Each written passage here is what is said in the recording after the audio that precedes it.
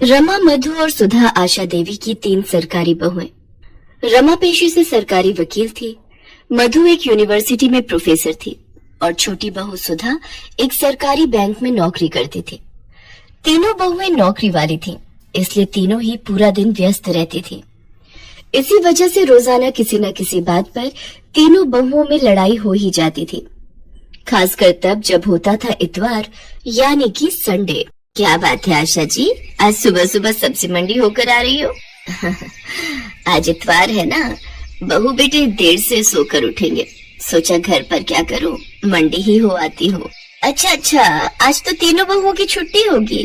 चलो बढ़िया है, तीनों बहुएं सरकारी नौकरी वाली हैं।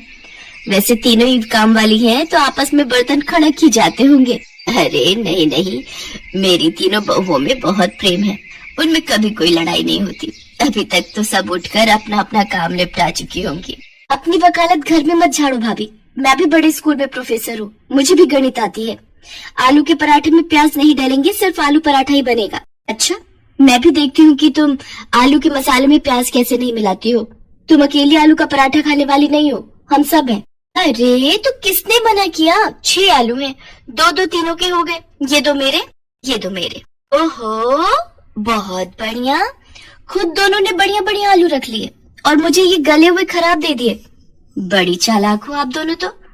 अरे मैं भी बैंक में नौकरी करती हूँ, सारा हिसाब किताब मुझे भी पता है। ये आधा आलू खराब है, ये मैं क्यों रखूं? मैं अपना आलू नहीं दूंगी। मैं भी क्यों दूं? इतनी मुश्किल से संडे आता है, आलू पराठे खाने का ये मौका मैं क्यों छोड़ दूं? आलू तो मैं लेकर ही रहूंगी, देखती हूँ कौन मुझे रोकता है।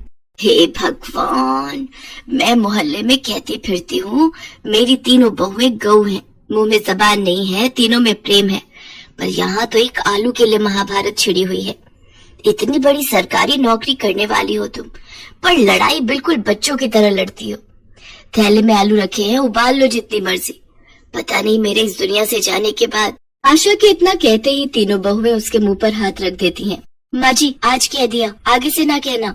सॉरी माँ जी, आप ऐसी बातें मत करो, आपके बिना हम तीनों अधूरी हैं माँ जी, आगे से ऐसी बातें मुंह से मत निकालना। फिर क्यों लड़ती हो तुम तीनों?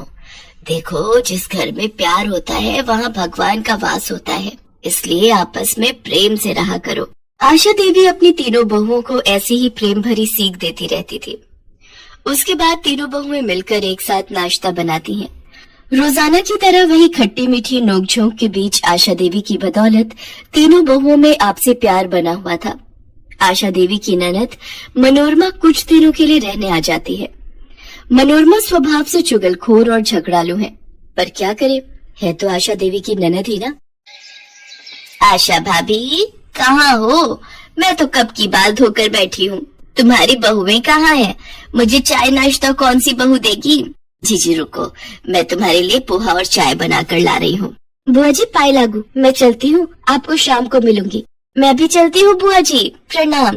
ओहो, मुझे भी आज लेट हो गया। मधु भाभी रुको, मुझे अपनी स्कूटी पर जरा बस स्टैंड तक छोड़ देना, आज कैब बुक ही नहीं हो रही। ये बढ़िया बात रही, तीनों बहुएं काम पर निकल गई, अब तुम सारा घर का काम करोगी। तो क्या हुआ जीजी, सफाई बर्तन वाली लगी हुई है, घर का काम करने में हर्ष थोड़ी है। तुम तो ऐसे ही चिंता करती हो। ये लो पोहा और चाय लो, बाकी सब चिंता छोड़ दो। मनोरमा की बुरी आदत चुगली करने की बात कहाँ आने वाली थी। जब आशा ने उसकी बात को अनदेखा कर दिया तो वो तीनों बहुओं को भड़काने लगी।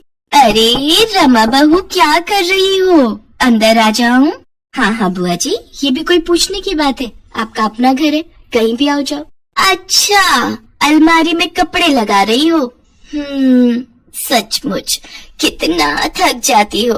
नहीं, ऐसी कोई बात नहीं है बुआ जी, वो कल मधु ने मशीन लगाई थी तो कपड़े धोकर रख दिए थे, वही तय लगा रही हूँ।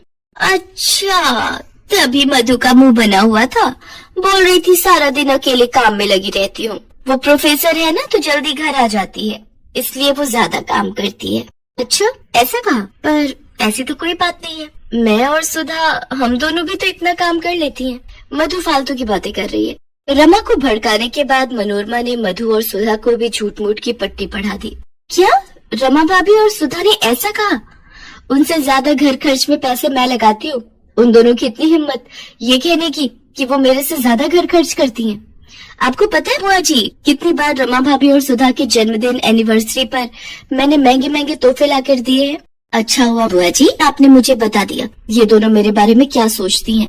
मनोरमा तीनों बहुओं में फूट डाल चुकी थी। तीनों बहुओं के व्यवहार में फर्क साफ दिखाई दे रहा था। ये तीनों को क्या हो गया है, आज इतवार के दिन घर में इतनी शांति कैसे बनी हुई है। रमा बहू क्या हुआ, आज रसोई में कुछ स्पेशल नाश्ता नहीं बनाना क्या? मुझे नहीं पता माँ जी, मैंने अपने और सुधीर के लिए छोले भटूरे मंगवाए थे, हमने वही नाश्ता कर लिया है। रमा भाभी बहुत ज्यादा इतराने की जरूरत नहीं है, हमने भी स्पेशल अमृतसरी कुलचे मंगवा कर खा लिए हैं। हमारा भी आज संडे है, सुनील और मैं मूवी देखने भी जा रहे हैं। मैंने भी जलेबी समोसे खाए हैं, खुद कमाती हूँ, किसी का दिया नहीं खा रही। मैंने और रवि ने हैवी नाश्ता किया है, बढ़िया। कितने दिनों बाद। ये हो क्या रहा है इस घर में, एक दूसरे से सीधे मुंह बात करने को तीनों तैयार ही नहीं है। जरूर कुछ गड़बड़ है, नहीं तो ये तीनों मेरे से इस तरह बात नहीं करती। और ये मनोरमा जी कहाँ गई है, बड़ी देर से दिखाई नहीं दे रही, लगता है कमरे में होंगी। उनकी चाय वहीं दे आती हूँ। अरे मैंने भाभी की तीनों बहुओं में ऐसी फूट डाली है, ऐसी फूट डाली है कि पूछो मत। बड़ा इतरा रही थी तीनों बहुओं को लेकर। ओह, इसका मतलब ननद जी ने मेरे घर में आग लगाई है। इनका पर्दाफाश मैं ही करूंगी। मनोरमा की आदत थी फोन पर हर बात अपनी बेटी को बताने की। आशा देवी ने एक दिन अपने मोबाइल का ऑडियो रिकॉर्डर ऑन करके मनोरमा के कमरे में रख दिया और जानबूझकर मनोरमा से बातों बातों में बात करने लगी। भाभी तुम मुझे पहले कहती तो मैं बहुत पहले ही ये काम कर देती।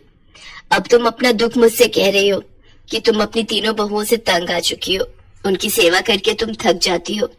चलो अभी भी कुछ नहीं बिगड़ा है, तुम चिंता मत करो, मैं तुम्हारी तीनों बहुओं में फूट डाल चुकी हूँ।